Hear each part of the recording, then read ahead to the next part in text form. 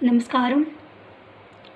आज का मेरा ये वीडियो रिलेट करता है हमारी आज़ादी को, हमारे फ्रीडम को।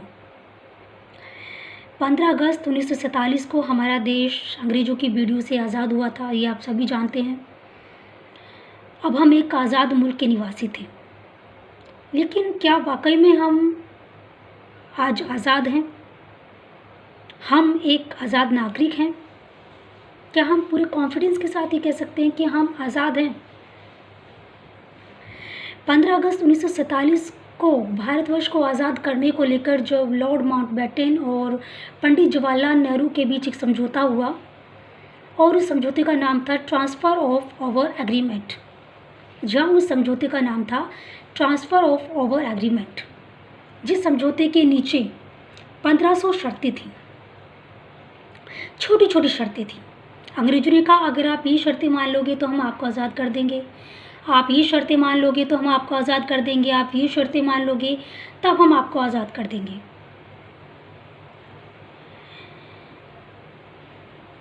तब पंडित जवाहरलाल नेहरू ने ये सारी शर्तें मान ली और हमें आज़ाद कर दिया गया।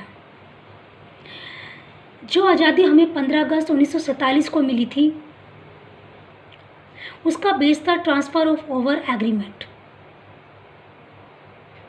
उस आज़ादी का बेस था ट्रांसफ़र ऑफ आवर एग्रीमेंट, एक ऐसा समझौता जो लॉर्ड माउंटबेटन और पंडित जवाहरलाल नेहरू के बीच हुआ था। वो समझौता बेस था हमारी आज़ादी का, और उस समझौते के अंडर 1500 छोटी छोटी शर्तें थीं जिन्हें मान लेने के बाद हमें आज़ाद किया जाना था। और पंडित जवाहरलाल नेहरू ने और कुछ और एक मीडियोकर लोगों ने लॉर्ड माउंटबेटन की इन शर्तों को मान लिया और 15 अगस्त 1947 को हमें आज़ाद कर दिया गया। ये आज़ादी हमने ली नहीं थी, ये आज़ादी हमें दी गई थी, क्योंकि जो लेने वाला वर्ग था, जैसे भगत सिंह, सुखदेव, राजगुरु, लोकमान्य, बाल गंगाधर तिलक, तात्या टोपे, नाना साहब पेशवा, रानी लक्ष्मीबाई, ये सब अब नहीं थे। ये वो लोग थे जो आज़ादी लेते, जो छीन कर आज़ादी लेते, जिनका हक था आज़ादी, जिनका कहना था कि भारतवर्ष हमारा है। अगर वो लोग होते तो वो लोग लड़कर झगड़कर कैसे भी अंग्रेज़ों से आज़ादी लेते, लेकिन पंडित जवाहरलाल नेहरू और ऐसे ही मीडियोकर पीपल्स को आज़ादी लेने से नहीं मिली, उन्हें आज़ादी दी गई। दयावश, करुणावश उनको एक समझौते के तहत आज़ादी दी गई। और सभी लोगों ने ये मान लिया कि पंडित जवाहरलाल नेहरू और ऐसे ही मीडियोकर पीपल, जिनमें महात्मा गांधी का नाम भी आता है, उनके द्वारा ही हमें आज़ादी मिली।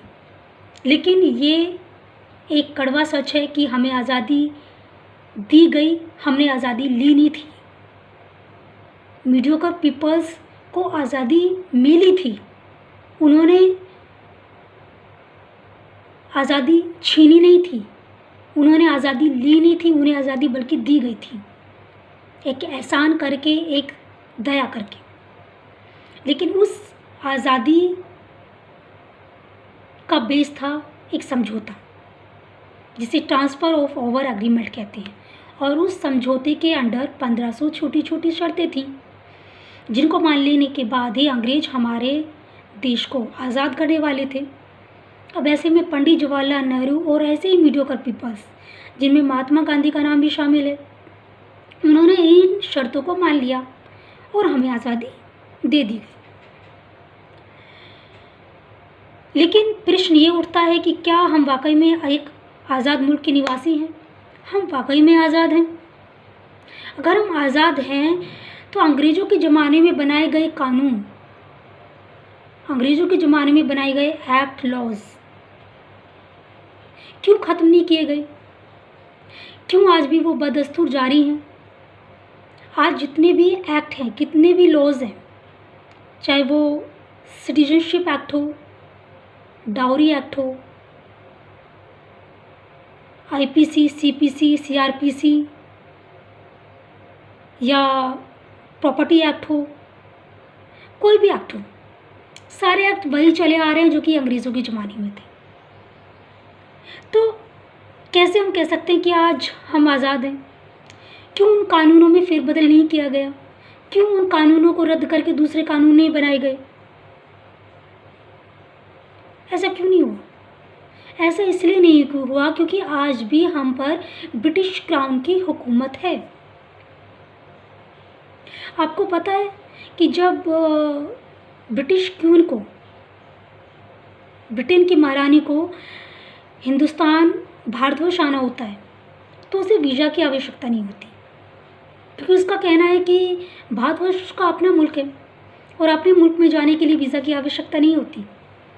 हालांकि यूरोप वगैरह जाने के लिए वहाँ उसे पासपोर्ट की भी ज़रूरत नहीं होती, लेकिन अगर वो भारतवर्ष आती है तो यहाँ के प्रधानमंत्री की ये औकात नहीं, यहाँ के प्रधानमंत्री की ये औकात नहीं बनती है कि वो महारानी को आने से रोके।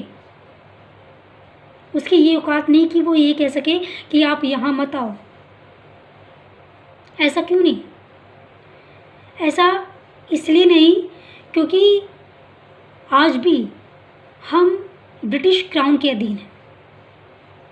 ये जो आज़ादी हमें 15 अगस्त 1947 को मिली थी ना, ये एक 99 साल की डील थी। 99 साल की लीज पर हमें एक आज़ादी मिली थी। मीडियोकर पीपल्स और लॉर्ड माउंटबेटन के बीच एक समझौता हुआ था, जिस समझौते के तहत हमें एक आज़ादी मिली थी और ये एक डील थी। ये डील थी 99 साल की। 99 साल के बाद ब्रिटिश क्राउन फिर से भारतवर्ष पर हुकूमत कर सकता है अगर वो चाहे तो। और जैसे आज हालात बन रहे हैं उनको देखते हुए तो यही लगता है कि वो दिन दूर नहीं जब फिर से ब्रिटिश क्राउन की हम पर हुकूमत होगी,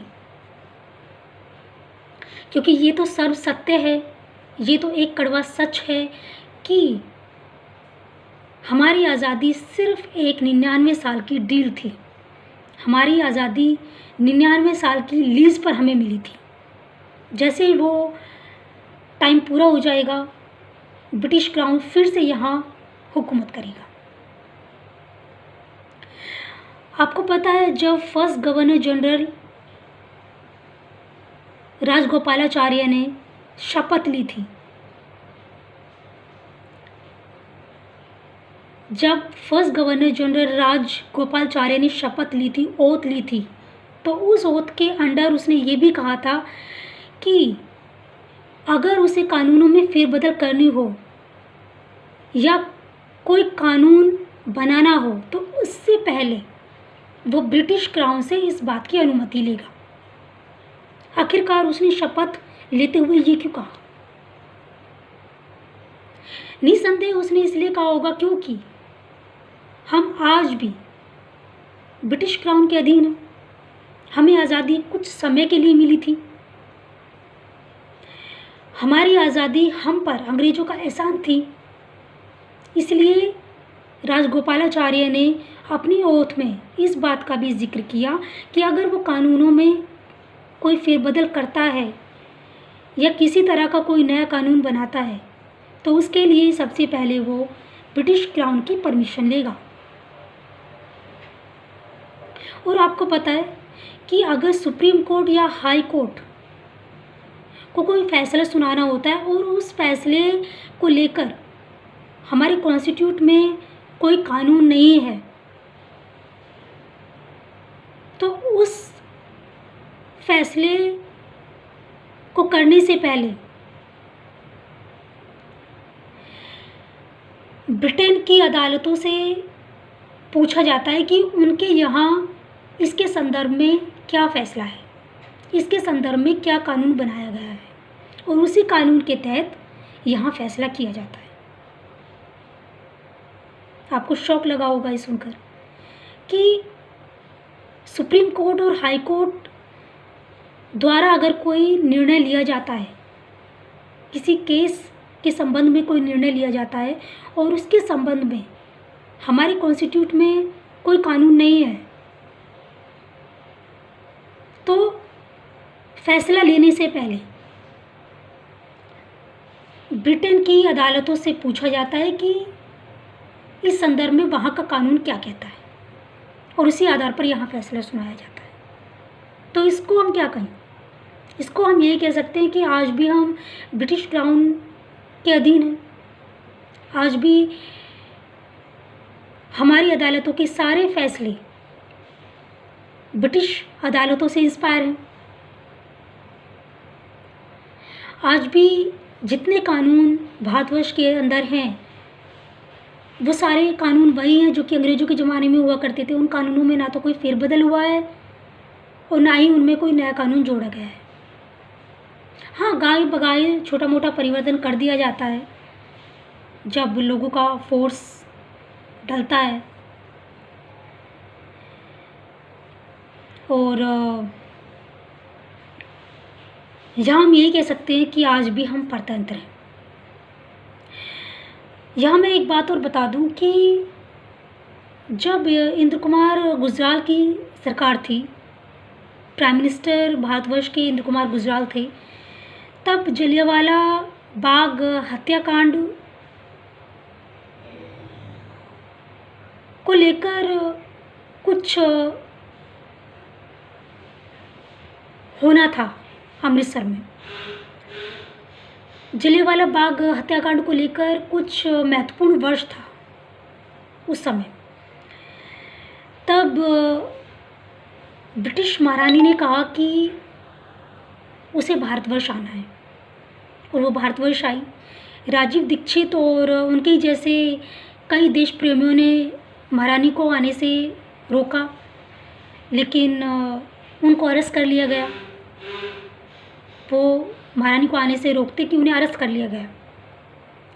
ब्रिटिश महारानी भारतवर्ष आई और उसने अमृतसर विज़िट किया और यहाँ आकर उसने न्यूज़पेपर्स को स्टेटमेंट दी, बाकायदा स्टेटमेंट दी कि उसे जलियांवाला बाग हत्याकांड का कोई भी दुख नहीं है, क्योंकि उसका मानना है कि अगर प्रजा रास्ते से भटकती है तो राजा की जिम्मेदारी बनती है कि वो प्रजा को सही रास्ते पर लेकर आए।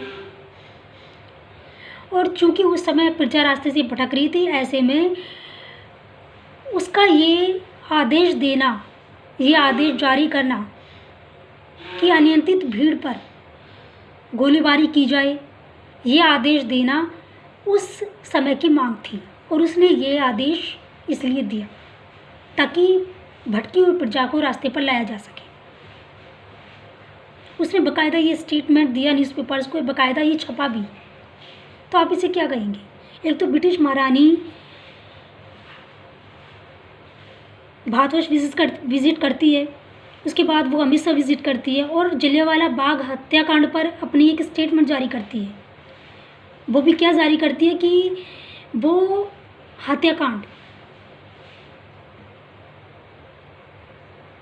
वो उसे करवाना पड़ा था भटकी हुई प्रजा को रास्ते पर लाने के लिए, क्योंकि उस समय ब्रिटिश क्राउन की हुकूमत थी भारतवर्ष पर। तो ऐसा उसने स्टेटमेंट में कहा है। तो आप कहाँ तक कह सकते हैं कि आप एक आज़ाद मुल्क के निवासी हैं? भारतवर्ष एक आज़ाद मुल्क है? मैं तो नहीं मानती, और ये मानना भी नहीं चाहिए, किसी को भी नहीं मानना चाहिए कि हम एक आज़ाद मुल्क के निवासी हैं। आज भी हम एक परतंत्र देश में रहते हैं। आज भी हम ब्रिटिश क्राउन के अंडर में रहते हैं। हमारी आज़ादी 99 साल की डील है, हमारी आज़ादी 99 साल की लीज़ पर है।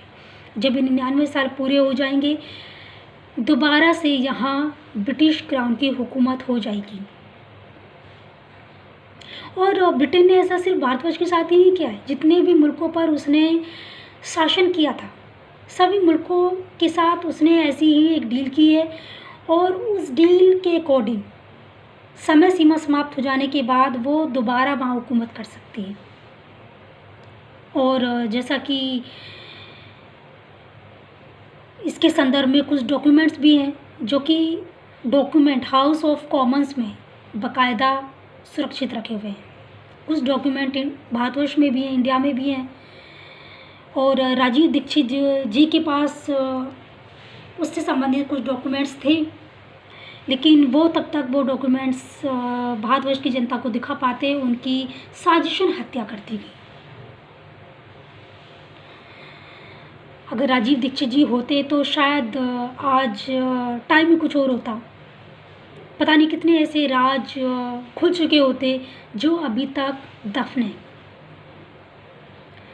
लेकिन राजीव दीक्षित जी के बाद ऐसा कोई देश प्रेमी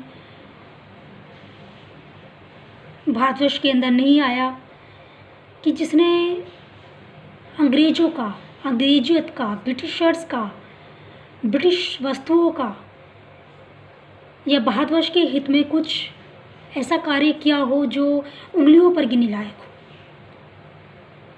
मुझे उम्मीद है कि जल्द ही ऐसा कोई देश प्रेमी फिर से आएगा राजीव दीक्षित जी की तरह, जो फिर से एक क्रांति जगाएगा लोगों के बीच में, फिर से एक उत्साह जगाएगा अपनी शांति, अपनी आज़ादी के लिए, अपने फ्रीडम के लिए।